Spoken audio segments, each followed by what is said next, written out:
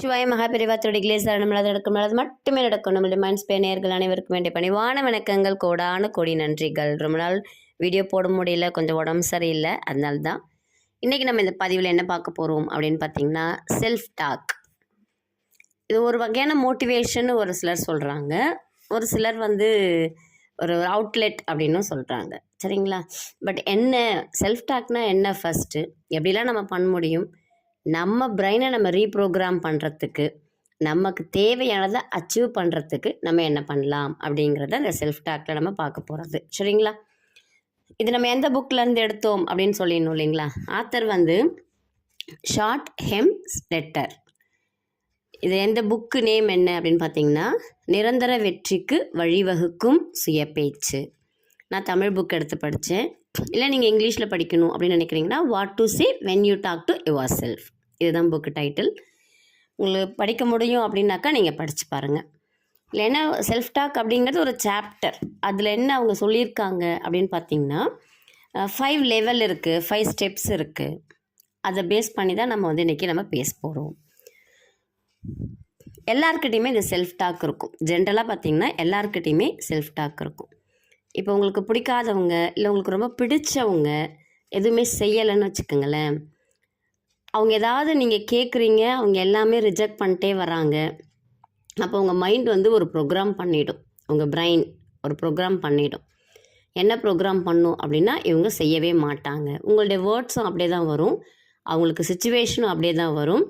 அப்போது நீங்கள் அதையே திங்க் பண்ணி, அவங்க எப்படி பண்ணிட்டாங்க, நாளைக்கு எப்படி பண்ணுவாங்க அப்படின்னு உங்களை செல்ஃப் டாக் பண்ணிக்கிட்டே இருப்பீங்க. இது ஒரு பேட்டர்னில் இருக்கும் செல்ஃப் டாக்.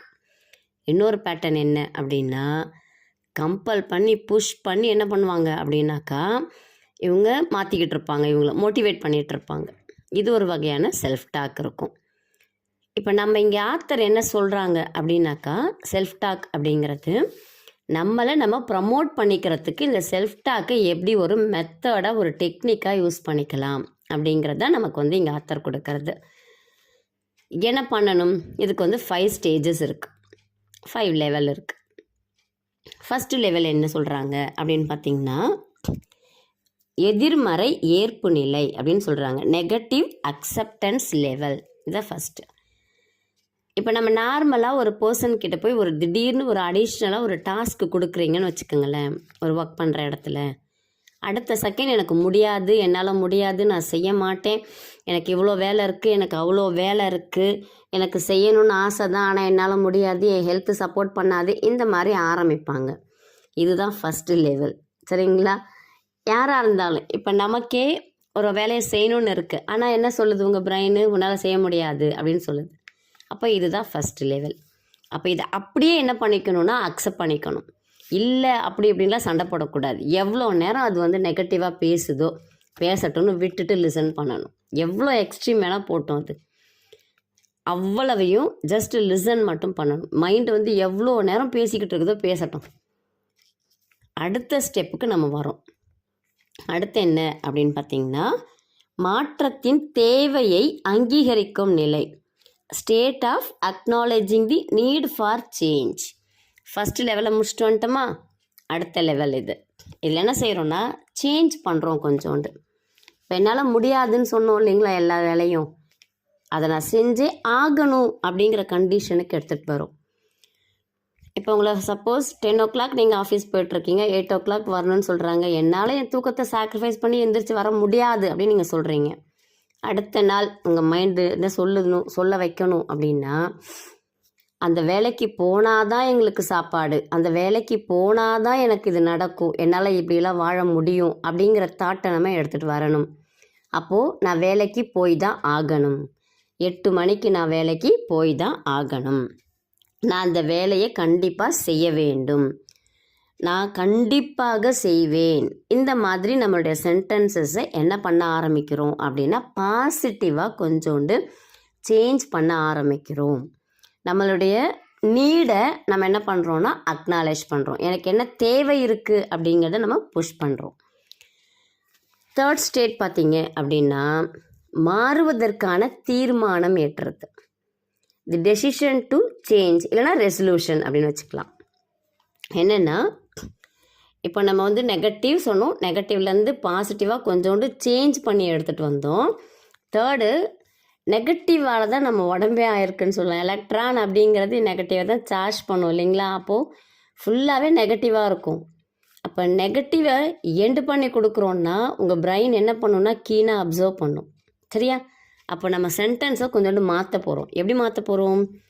நான் செய்து முடிக்க விரும்பும் எதையும் நான் இனிமேலும் தள்ளி போடுவது இல்லை. நான் செய்வேன், தள்ளி போட மாட்டேன் அப்படிங்கிறத கொஞ்சம் பாசிட்டிவாக இழுத்துக்கிட்டு வந்து லாஸ்ட்டில் முடிக்கும்போது பாசிட்டிவாக நெகட்டிவாக சொல்கிறோம். அப்போ உங்கள் பிரெயின் என்ன பண்ணுன்னா லிசன் பண்ண ஆரம்பிக்கும். நெகட்டிவ்னால் அதுக்கு அப்படியே எனர்ஜி ஏறிடும். இதுதாங்க கான்செப்ட்.